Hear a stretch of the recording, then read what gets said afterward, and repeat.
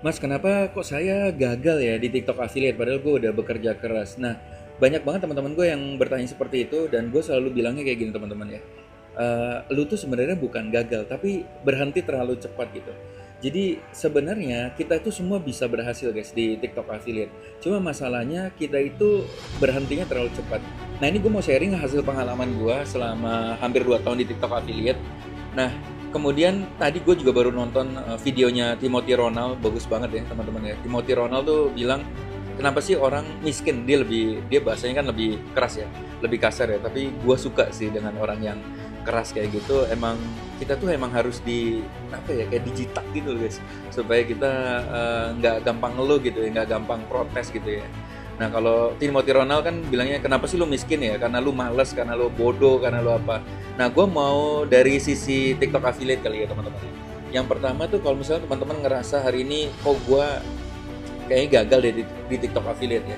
Nah yang pertama itu lu bukan gagal, lu nggak bodoh. Cuma yang pertama adalah lu tuh nggak believe ya guys, lu nggak percaya guys.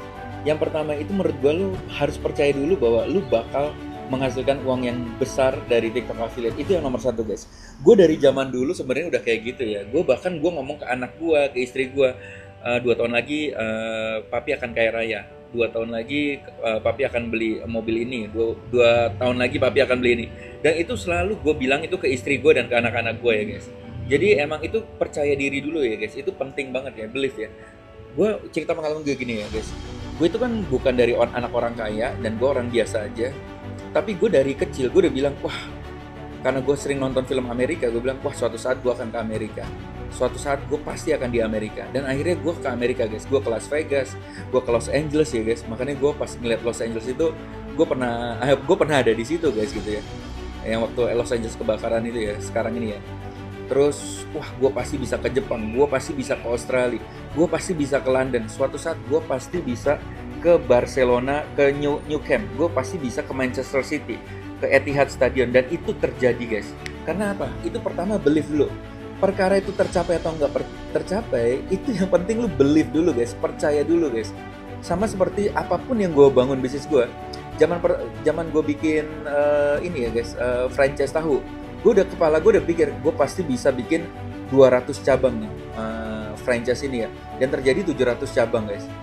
Terus ya itulah teman-teman ya, gue nggak mau cerita tentang diri gue, tapi itu yang gue lakukan guys. Waktu masuk TikTok affiliate, kayaknya gue bisa nih, gue pasti bisa nih untuk dapat 200 juta sebulan stabil, dan itu kejadian guys. Nah sekarang gue believe juga, wah gue bisa nih 1 M sebulan, gue bisa nih 2 M sebulan. Nah itu yang pertama itu adalah teman-teman believe nggak, percaya nggak bahwa ini akan menghasilkan guys. Itu dulu sih. Kalau lu nggak percaya bahwa ini akan menghasilkan, itu kan berat guys. Misalnya bisa nggak ya gue ya, bisa nggak ya gue di TikTok affiliate ya, kayaknya susah nih, kayaknya bisa nggak ya, aduh masa gini-gini aja gue nggak bisa ya. Lu jangan kayak gitu guys. Jadi yang pertama tuh believe dulu. Yang kedua itu lu jangan banyak mikir ya, ini yang paling penting nih guys. Lu jangan banyak mikir, ah aduh gue nggak ada sampel, gue nggak ada HP gue jelek, mikrofon gue jelek. Guys, gue waktu pertama kali mulai TikTok affiliate gue nggak pakai mikrofon guys. Yang penting tuh lu mulai dulu guys. Ya udah nggak ada mikrofon, kamera lu buram, ya lu mulai aja guys. Langsung aja, apa aja, ada tisu, ada odol di rumah, lu review aja guys. Ya nggak pakai mikrofon nggak apa-apa, yang penting tuh mulai dulu, jangan pakai mikir guys. Ya nanti diperbaiki di tengah jalan. Karena kadang-kadang gini, gue nunggu beli mikrofon dulu. Yang kejadian adalah apa? Lu nggak pernah beli mikrofon dan lu nggak pernah ngonten. Kalau lu ngonten nggak pakai mikrofon, jangan-jangan lu FYP dan lu tambah semangat untuk beli mikrofon. Atau jangan-jangan lu kamera lu buram dan lu mulai aja dulu ya, ngontennya berantakan, ngontennya asal, tapi nanti ada yang FYP, ya bisa jadi lu nanti bisa beli handphone untuk bikin konten yang lebih baik gitu. Jadi intinya jangan banyak mikir. Buat teman-teman yang baru, nggak apa-apa nggak punya mikrofon, nggak punya HP, lu masih jelek, lu mulai aja dulu guys ya.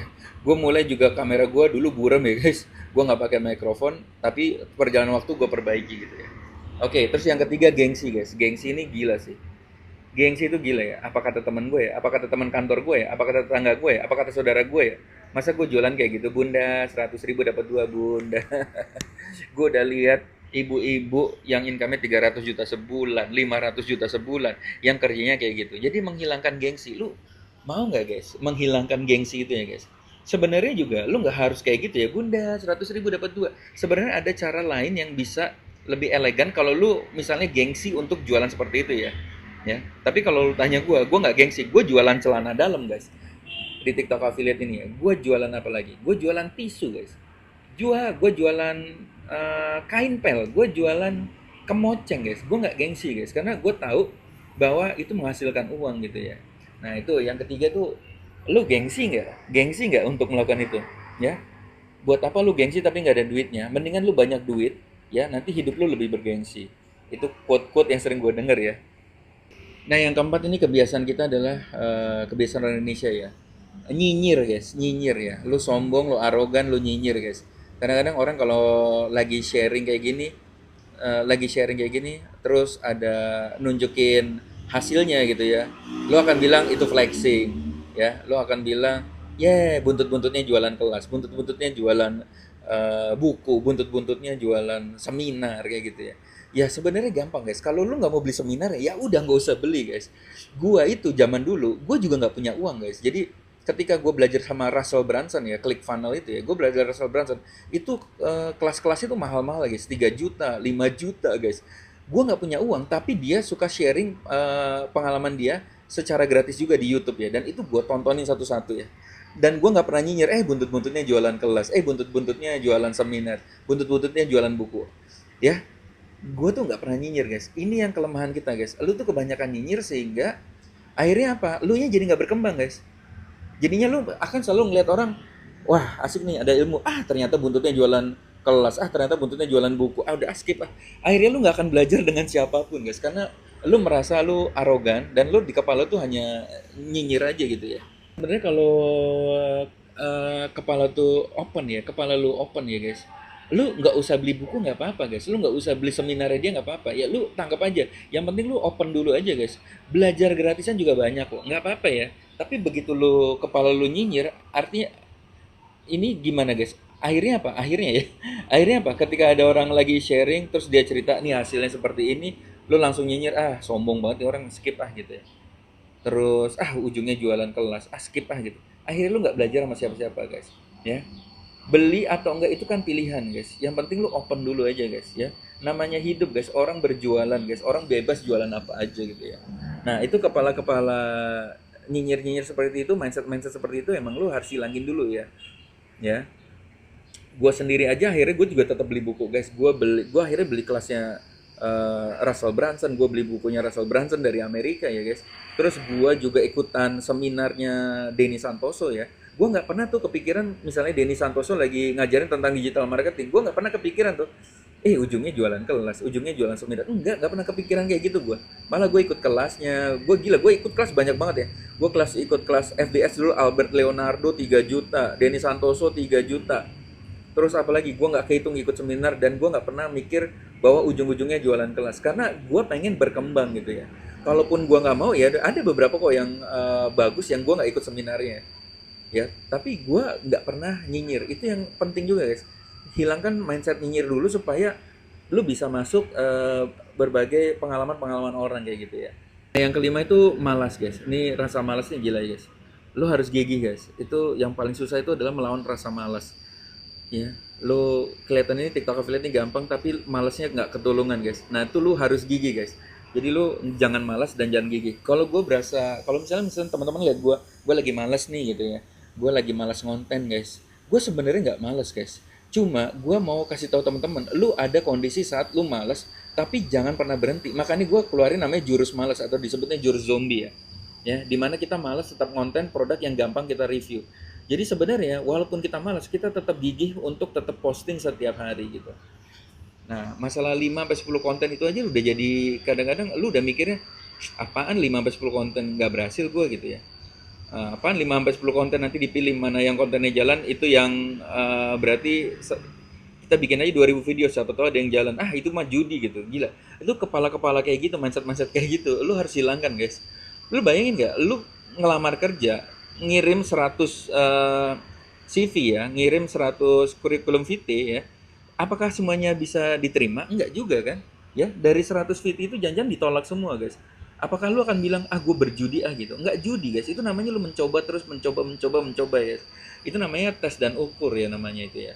Nah kayak gitu ya, jadi mindset kayak gitu juga emang harus dihilangkan dulu guys. Ya jadinya ya seperti itu ya. Terus yang terakhir itu adalah ini guys, apa yang terakhir itu adalah doa dan sedekah. Ini penting banget.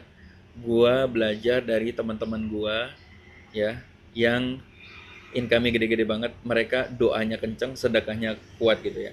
Mungkin gue bukan termasuk orang yang doanya kenceng, mungkin gue sedekahnya juga kurang banyak, tapi gue belajar dari mereka untuk terus memperbaiki doa dan sedekah gue. Ya mungkin itu sih teman-teman ya. Semoga teman-teman sukses semuanya ya sama-sama. Gue bukan orang hebat juga. Gue ngomong kayak gini juga mengingatkan diri gue sendiri untuk apa terus belajar ya, terus konsisten ya. Karena tidak ada yang tidak mungkin di dunia ini, tidak ada yang gagal guys sebenarnya. Cuma kita berhenti terlalu cepat. Jadi yuk push the limit ya, tenaga kita, power kita, secapek-capek kita ya push aja the limit guys. Karena miracle happen when you believe ya. Jadi KJW itu akan datang ketika kita percaya, ketika kita kerja keras. Tuhan tuh maha baik. Suatu saat tiba-tiba kamu akan dapat hadiah yang mengejutkan dari Tuhan ya. Oke, selamat berjuang teman-teman pemula. Good luck ya.